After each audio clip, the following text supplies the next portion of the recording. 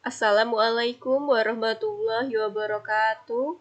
Hari ini kita akan memulai pelajaran kita, yaitu pelajaran fisika dimulai bab 1, yaitu besaran dan satuan. Yang pertama, pendahuluan.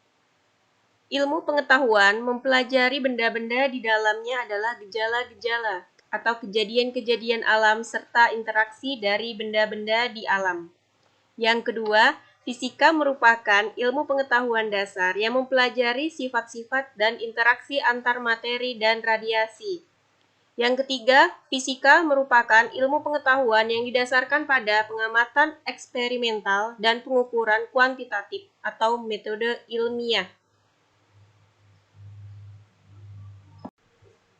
Fisika dibagi menjadi dua, yaitu fisika klasik dan fisika kuantum.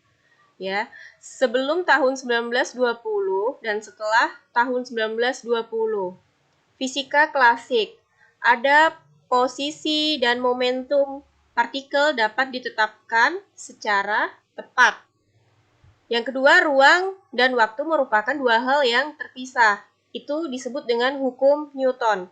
Yang kedua adalah fisika kuantum, yaitu yang pertama adalah ketidakpastian posisi dan momentum partikel. Yang kedua adalah ruang dan waktu merupakan satu kesatuan, yaitu dualisme gelombang partikel teori relativitas Einstein. Besaran dan satuan. Sesuatu besaran yaitu adalah sesuatu yang dapat diukur, dinyatakan dengan angka atau kuantitatif. Contoh, panjang, massa, waktu, suhu, dan lain-lain. Yang kedua adalah mengukur. Mengukur itu adalah membandingkan sesuatu dengan sesuatu yang lain yang sejenis yang ditetapkan sebagai satuan. Besaran fisika baru terdefinisi jika ada nilainya dan besarnya. Ada satuannya. Contohnya adalah panjang jalan 10 km. 10 adalah nilainya dan kilometer adalah satuannya. Satuan yaitu adalah ukuran dari suatu besaran ditetapkan sebagai satuan. Contohnya adalah meter, kilometer itu adalah satuan panjang.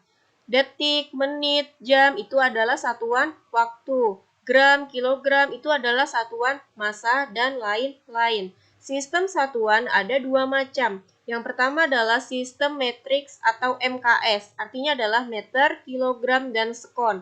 Yang kedua adalah CGS, sentimeter, gram, dan sekon. Yang kedua adalah sistem non-metrik atau sistem British. Yang ketiga adalah sistem internasional atau SI. Sistem satuan MKS yang telah disempurnakan yang paling banyak dipakai sekarang ini. Di dalam satuan SI ada 7 besaran pokok berdimensi dan 2 besaran pokok tak berdimensi.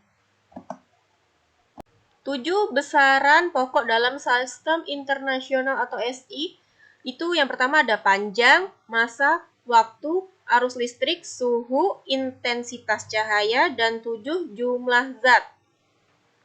Yang kedua adalah besaran pokok tak berdimensi itu. Yang pertama adalah sudut datar dan yang kedua adalah sudut ruang. Selanjutnya adalah dimensi.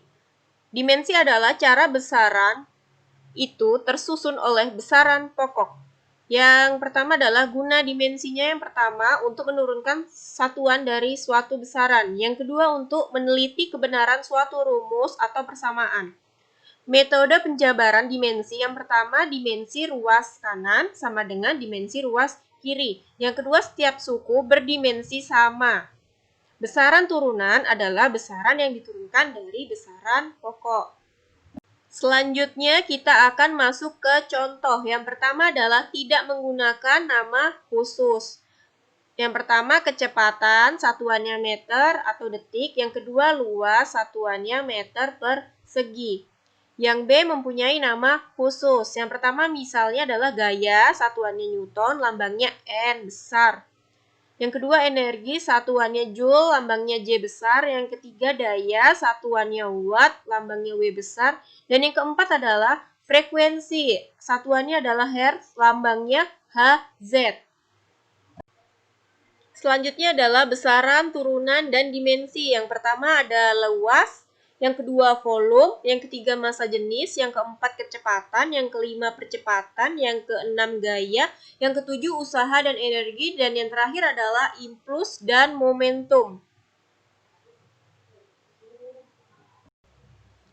Selanjutnya, faktor penggali dalam SI. Ada 10 faktor penggali dalam SI, bisa dilihat sendiri.